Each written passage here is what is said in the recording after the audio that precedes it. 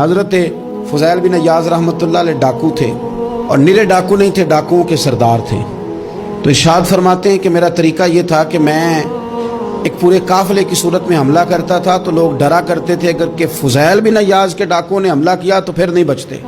ایک دن گزر رہا تھا تو ایک قاری صاحب آیت پڑھ رہے تھے، لا تقنطوا من رحمت اللہ، اللہ کی رحمت سے کبھی نا امید نہ ہونا، ان اللہ یغفر الذنوب جمیعا، بے شک وہ سارے ہی گناہ معاف کر دے گا۔ آپ فرماتے ہیں میرے دل میں بات اثر کر گئی، ماننا ہے نا۔ اس نے نہیں ماننا، اس نے 6666 آیتوں کا ترجمہ پڑھ کے بھی توجہ نہیں کرنی۔ آپ ارادہ کریں نا، آپ اپنی دل کی زمین کو زرخیز بنائیں۔ فرماتے ہیں میں فوراً وہ آیت سنی تو میں رویا، اور میں وہ حافظ صاحب کے پاس چلا گیا، ان سے اجازت لی، ان کے کمرے میں داخل ہوا۔ میں نے کہا آپ نے بھی آیت پڑھی ہے کہ اللہ سارے گناہ معاف کر دے گا؟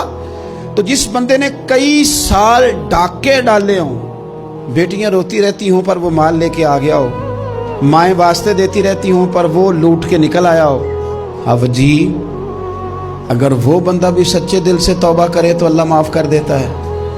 تو آفو جی کہنے لگے میں کون ہوتا ہوں تمہیں کوئی تفسیر بتانے والا، میں نے تو قرآن کی آیت پڑھی ہے، میرا رب کہتا ہے لا تقنطوا من رحمت اللہ، تم نے مایوس نہیں ہونا، تم آ جانا، معافی مانگ لینا، ان اللہ یغفر الذنوب جمیعا، اللہ سارے گناہ معاف فرما دے گا، اللہ سارے گناہ۔ تو یہ تو اللہ فرما رہا ہے۔ فضیل بن عیاض کہتے ہیں میں نے کہا ختم ہو گئی بات، توبہ بھائی۔ واپس آیا تو وہ میرے ساتھ جو تھے نا، ان سے میں نے کہا سردار نیا تلاش کر لو بھائی۔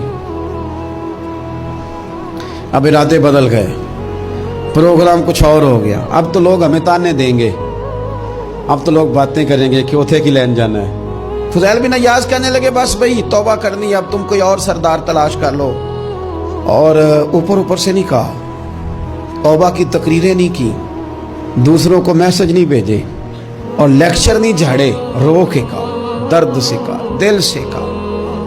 تو وہ جو باقی کے تھے نا، ان پر سردار کی بات کا اثر ہوا۔ کہنے لگے سردار ہم نے سردار نیا نہیں ڈھونڈنا، اگر چوریاں مل کے کی ہیں تو اب تو اس طرح تو نہ کر، توبہ بھی مل کے ہی کریں گے، اب اللہ بھی مل کے ہی کریں گے، اب بس تو اگر ادھر جائے گا تو ہم بھی تو جائیں گے نا۔ اللہ اکبر۔ فضیل بن عیاض کہتے ہیں ظاہر ہے مال لوٹا کرتے تھے، میں نے مسئلہ پوچھا علماء سے تو انہوں نے بتایا کہ یہ تو حقوق العباد کا مسئلہ ہے، جو لوٹا ہے وہ تو واپس کرنا ہی پڑے گا۔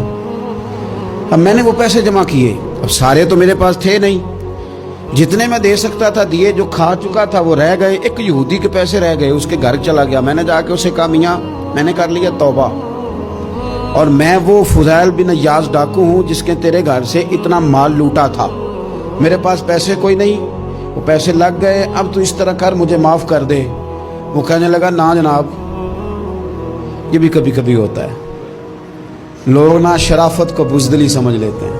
فضیل بن عیاض سے کہنے لگا میں تو پیسے لوں گا، ایسے تو نہیں معاف کرتا۔ آپ فرمانے لگے پیسے تو کوئی نہیں، یہ سچی توبہ ہے۔ وہ کہنے لگا پھر اس طرح کرو، میری اونٹوں کو چارہ ڈالو، پیسے پورے ہوئے تو چلے جانا۔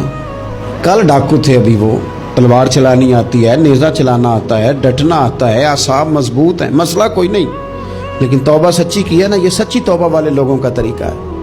اس سے کہہ سکتے تھے کہ جا جتھو لب دینی لے لے، تجھے کہا معاف کر دے، تو تیار ہی نہیں ماننے کو۔ حضرت فضیل بن عیاض کہنے لگے اگر اونٹوں کو چارہ ڈالنے سے تو معافی دیتا ہے نا، تو میں تیرے اونٹوں کو چارہ ڈالنے کو بھی تیار ہوں۔ کیوں کہ راضی اللہ کو کرنا ہے، اپنے ضمیر سے بوجھ اتارنا ہے، بندوں کے سامنے سرخرو نہیں ہونا، اللہ کے حضور ہونا ہے۔ توبہ کا مطلب ہے رب کوئی بارگاہ میں سرخرو ہونا، بندوں کے سامنے نہیں۔ حضرت فضیل بن عیاض سے کہنے لگے ڈالیں گے تیرے اونٹوں کو چارہ، کیوں نہیں ڈالنا۔ 2-4 دن چارہ ڈالا تو وہ یہودی ایک دن کہنے لگا کہ یہ نا ٹھیکریوں سے بڑی ہوئی تھیلی ہے، یہ تو ذرا اٹھا کے لا۔ حضرت فضیل بن عیاض نے اٹھا کے اسے دی، جب اس نے کھولی تو اشرفیوں کی بھری ہوئی تھی۔ تو آپ فرمانے لگے تو کہہ رہا تھا ٹھیکریاں اٹھا کے لا۔ کہنے لگا میں تورات بڑی پڑھتا ہوں، عالم ہوں، میں نے تورات میں پڑھا تھا کہ مسلمان جب سچی توبہ کر لیں گے نا تو رب ٹھیکریوں کو بھی سونا بنا دیا کرے گا، پھر یہ مٹی کے ڈھیلے اشرفیاں بنا کریں گے۔ تو میں نا تیری توبہ چیک کر رہا تھا، یہ اس میں نے روڑے بڑے ہوئے تھے، لیکن تو اٹھا کے لایا، تو تیری توبہ بھی سچی ہے اور تمہارا دین بھی سچا ہے، اب اس طرح کہا رہا معافی اس شرط پہ دوں گا کہ مجھے کلمہ پڑھا تاکہ میں بھی مسلمان ہوں.